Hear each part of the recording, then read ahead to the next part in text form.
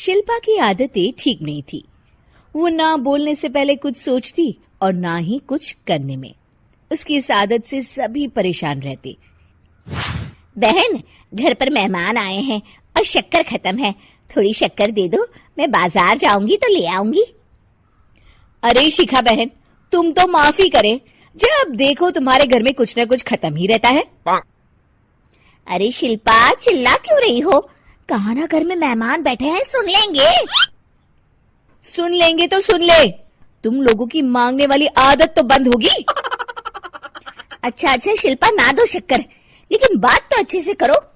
एक कटोरी शक्कर के लिए तुमने मेरी बड़ी बेइज्जती कर दी। शिल्पा बड़बड़ाते अंदर चली जाती है तो शिखा भी घर चली जाती है। माँ, क्या हुआ?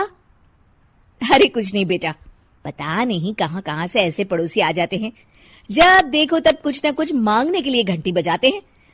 अब घंटी बजे तो दरवाजा ना खोलना। पता नहीं माँ की ये आदत कैसे बदलेगी, किसी को कुछ भी बोल देती है, बोलने से पहले सोचती भी नहीं। शिल्पा की ये आदत दिन ब दिन बढ़ती ही जा रही थी। एक दिन शिल्पा के दरवाजे सब्जी वाला आया। सुनो भैया, मुझे ये भिंडी, टिंडे, लौकी और आलू के साथ 1 किलो प्याज दे दो। जी बहन जी। वो एक एक कर सारा सामान पैक कर देता है। कितने पैसे दूं? 220 रुपए पूरे। अरे इतना महंगा नहीं। हाँ, मैं तो सिर्फ 150 दूंगी। नहीं, पैसे तो पूरे लूंगा, नहीं तो सब्जी वापस कर दो। ऐसे कैसे वापस कर दूंगी? मैं तो एक भी सब्जी वापस नहीं करूंगी। और हाँ, रही बात पैसों की, तो लेना है तो 150 ले लो, वरना मेरे मोहल्ले में घुसने तक नहीं दूंगी। हाँ। अरे नहीं बहन, हम लोग गरीब लोग हैं, ऐसा ना करो। पकड़ो ये 150 और दफा हो जाओ। शिल्पा की बेटी अंदर से ये सब देख रही थी। शिल्पा, तूने तो हद कर दी। बेचारा गरीब आदमी, उसका तो गुजारा ही इसी से होता है। बोलने से पहले सोचा कर बेटा। माँ, आप चुप रहो, घर चलाना बच्चों का खेल नहीं। और वैसे भी इतनी महंगी सब्जी थोड़ी ना होती है। आपको तो सिर्फ खाने से मतलब है, लेकिन मुझे तो सब सोचना पड़ता है ना। शिल्पा की सास ये बात सुनकर दुखी हो जाती हैं। शिल्पा की बेटी शिल्पा की ये सारी बातें सुन रही होती है। शिल्पा की बेटी एक दिन माँ से कहती है, माँ, ओ माँ, जरा यहाँ तो आना। ओहो, क्या हुआ? क्यों चिल्ला रही हो ऐसे बेटा? हुआ क्या? ये देखिए मेरी स्कूल की ड्रेस कितनी गंदी हो गई है, इसे कौन धोएगा? लेकिन ये तो साफ है बेटा, मैंने अपने हाथ से खुद साफ किया है। माँ, ये ड्रेस इतनी गंदी है कि मैं इसे पहन ही नहीं सकती। चलो, मुझे बाजार से नई दिलाओ। शिल्पा दुखी हो जाती है और वहां से चली जाती है कि तभी सामने उसकी सास मिल जाती है। शिल्पा, अरे ओ शिल्पा, ये क्या सब्जी बनाई है? ऐसे भी कोई सब्जी बनाता है? शिल्पा सास की इस हरकत से सख्ते में आ जाती है। अरे माँ को तो मैं जो बना दूं उन्हें वो पसंद आ जाता था, फिर आज वो ऐसा व्यवहार क्यों कर रही हैं? शिल्पा कुछ समझ पाती कि थोड़ी ही देर में उसका पति आ जाता है। अरे शिल्पा, ये क्या है?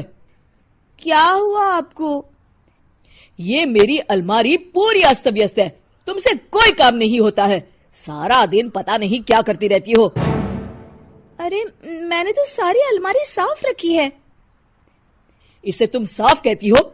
ये तो पूरा कूड़ादान लग रही है।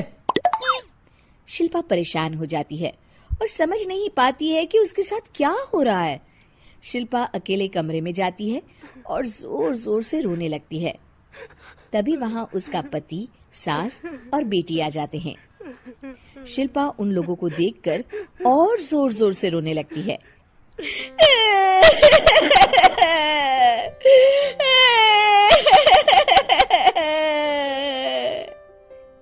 कि तभी उसकी सास उससे कहती है, क्या हुआ?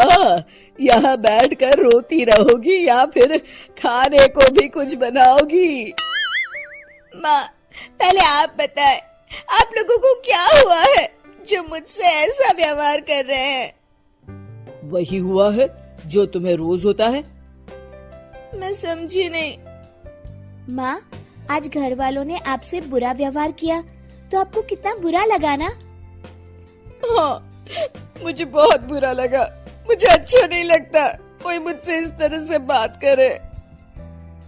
सही कहा शिल्पा, जो चीज तुम्हें खुद के लिए अच्छी नहीं लगती वो तुम्हें दूसरों के साथ भी तो नहीं करनी चाहिए। बेटा, हम तुम्हारे अपने हैं, फिर भी तुम्हें अपनों की बात का बुरा लगा। लेकिन सोचो, जिन बाहर के लोगों से तुम ऐसा व्यवहार करती हो उन्हें कैसा लगता होगा।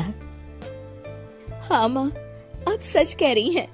मैं आप लोगों से माफी मांगती हूँ। मुझे कड़वा नहीं बोलना चाहिए। मैं समझ गई, मैं आपकी हूँ इसलिए आप लोगों ने मुझे सुधरने का वक्त दिया और मेरा साथ दिया। लेकिन जिन बाहर के लोगों से मैं बुरा व्यवहार करती आई, वो लोग मेरे कड़वे बोल से कितने दुखी होते होंगे। मैं वादा करती हूँ, आज से ऐसा व्यवहार किसी के साथ नहीं करूंगी। सीख, हमें दूसरों के साथ वैसा ही व्यवहार करना चाहिए जो हम खुद के लिए अपेक्षा करते हैं।